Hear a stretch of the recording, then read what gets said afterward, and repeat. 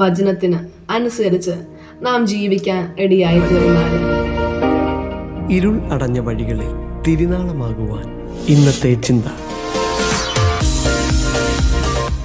Praise the Lord. വേഗം വരുവനാളെ ചെയ്തവനായ യേശു ക്രിസ്തുവിന്റെ നാമത്തിൽ സ്നേഹത്തെ വന്ദനത്തെ അറിയിക്കുന്നു.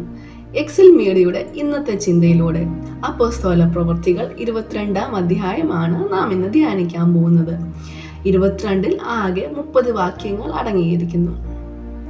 പൗലോസ് തന്റെ യഹൂദ പാരമ്പര്യവും തന്റെ വിദ്യാഭ്യാസ യോഗ്യതകളൊക്കെ ഊന്നി പറഞ്ഞുകൊണ്ട് ജനത്തോട് പ്രതിവാദം നടത്തുന്ന ഒരു സന്ദർഭമാണ് ആദ്യ വാക്യത്തിൽ കാണുന്നത്. 4 മുതലുള്ള വാക്യങ്ങൾ പരിശോധിച്ചു നോക്കുമ്പോൾ പിൻകാലത്ത് ക്രിസ്ത്യാനികളായ സ്ത്രീകളോടും പുരുഷന്മാരോടും ശൗൽ എന്നറിയപ്പെടുന്ന പൗലോസ് ചെയ്തു കൂട്ടിയ കാര്യങ്ങൾ, അതായത് പീഡന കാര്യങ്ങളും വിവരിച്ചു പറയുന്നു. 6 മുതലുള്ള വാക്യങ്ങൾ ആണ് ഈ കഥയുടെ സുപ്രധാന ഒരു ഘടകമായി കാണാൻ സാധിക്കുന്നത്.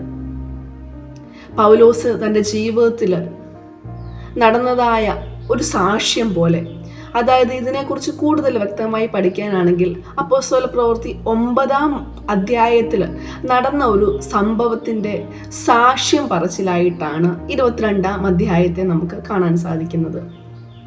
പൗലോസ്, അതായത് ശൗൽ എന്നറിയപ്പെടുന്ന പൗലോസ് ദമസ്കോസിലേക്ക് പോകും വഴി യേശുവിനെ കണ്ടുമുട്ടുന്നതായിട്ടും യേശുവിൻ്റെ ശബ്ദം തൻ്റെ ചെവിയിൽ കേൾക്കുന്നതായിട്ടും 9-ാം അധ്യായത്തിൽ പറയപ്പെടുന്നത് പോലെ തന്നെ 22-ാം അധ്യായത്തിലും സെയിം സാക്ഷ്യം പറയുന്നു.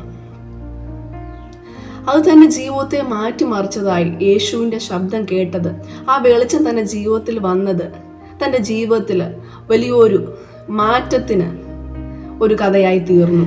പിന്നീട് ഈ അധ്യായത്തിൽ ഉണ്ടായതായ സംഭവം പരിശോധിച്ച് നോക്കുമ്പോൾ കർത്താവ് വീണ്ടും ദർശനത്തിൽ ദമസ്കോസുകാരനായ അനന്യാസിനോട് ഇടപെടുകയും നേർവേദിയിൽ ചെന്ന് തർസോസുകാരനായ ശൗലിന് വേണ്ടി പ്രാർത്ഥിക്കണമെന്നും അവന് പ്രാർത്ഥിച്ച് കാഴ്ച നൽകണമെന്നും അനന്യാസിനോട് പറയുന്നു.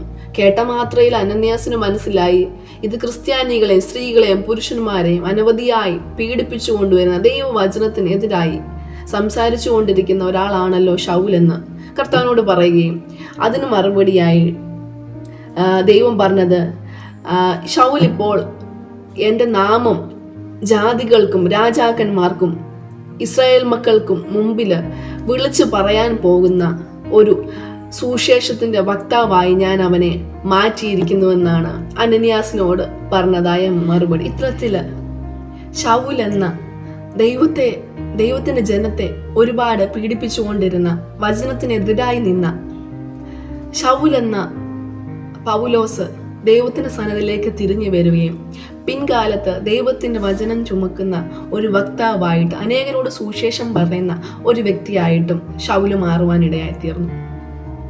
ദൈവത്തിന്റെ ശക്തി, അവന്റെ വെളിച്ചം നമ്മുടെ ഉള്ളിലേക്ക് കടന്നു വരുമ്പോൾ നമ്മൾ പഴയ മനുഷ്യനെ ഉരിഞ്ഞു കളഞ്ഞ് ഒരു പുതിയ മനുഷ്യനായി രൂപാന്തരപ്പെടാം.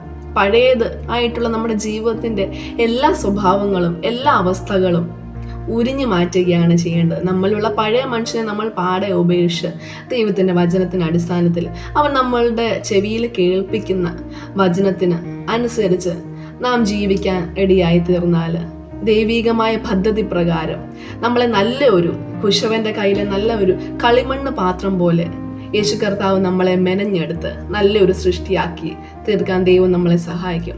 ആ യേശുപ്പച്ചനോട് പ്രാർത്ഥിച്ച് അവൻ്റെ ഇഷ്ടപ്രകാരം ജീവിപ്പാൻ, ആ വചനത്തിന് ഒത്തവണ്ണം ജീവിപ്പാൻ, വചനത്തിൻ്റെ ശക്തിയോടെ നമ്മൾ ഈ രാജ്യത്തിന് കീഴടക്കുവാൻ, നമ്മുടെ ദേശത്തെ കീഴടക്കുവാൻ വേണ്ടി ദൈവസന്നിധിയിൽ പ്രാർത്ഥിച്ചുകൊണ്ട് മുന്നേറാം എന്ന് പറഞ്ഞുകൊണ്ട് നിർത്തുന്നു. ദൈവം നമ്മെ ഏവരെ സഹായിക്കുമാറാകട്ടെ.